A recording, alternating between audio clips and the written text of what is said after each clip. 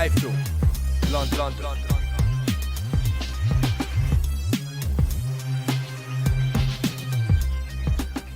iFILM, London. Have you lost count of how many rounds you've sparred? More than usual, is it?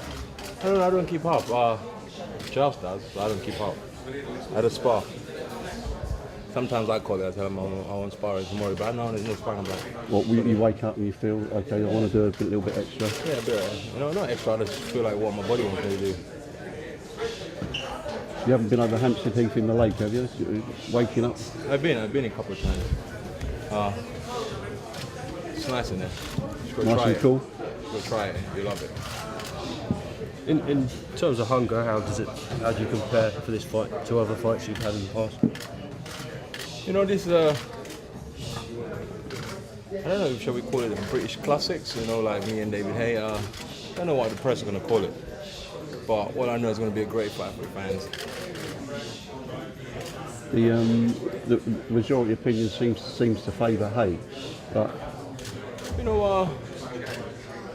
that's how people are, in general life. People always got a favourite, and then after they get disappointed.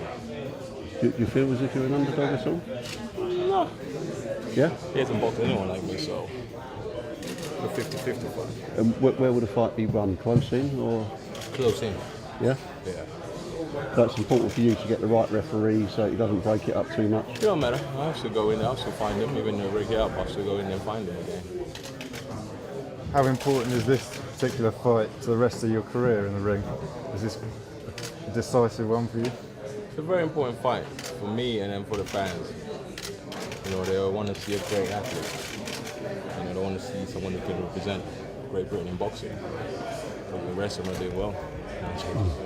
Have you managed to put all the politics out of your mind with the boxing board of control on, where you go after you've fought Haye? Oh yeah, man, I'm going to say Luxembourg. I won't be applying for my British board of control. You'll just carry on through the Luxembourg Boxing Federation, yeah?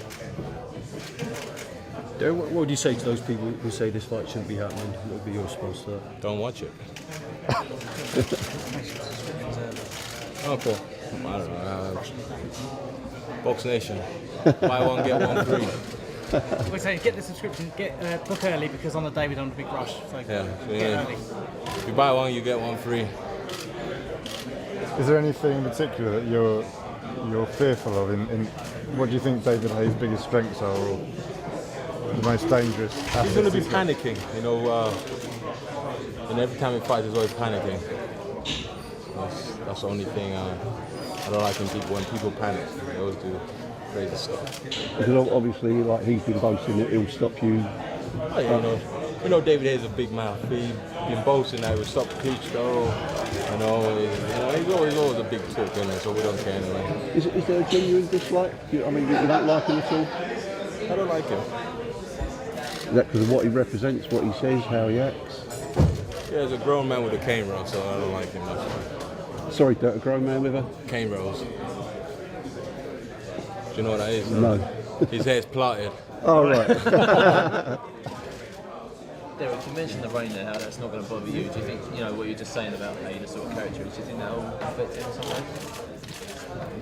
He's already boxing in the ring, and I have him, so he'll probably favour him.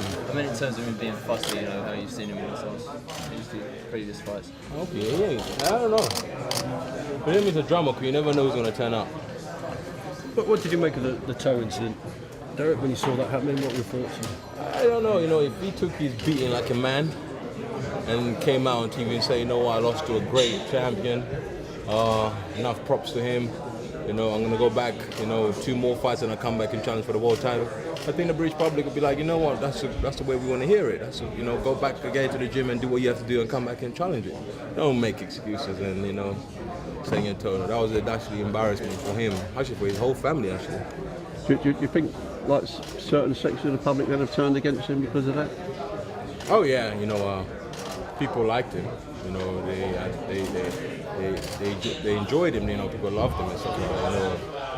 And then after he just came out with excuses of a broken toe, people did put money on him. Because he was giving a good talk. People went and put money on him, said David's gonna knock him out. And if he said it at first, I don't feel well, I got a broken toe, I'd rather postpone the fight. People would have been happy. Say, what, he's got a broken toe.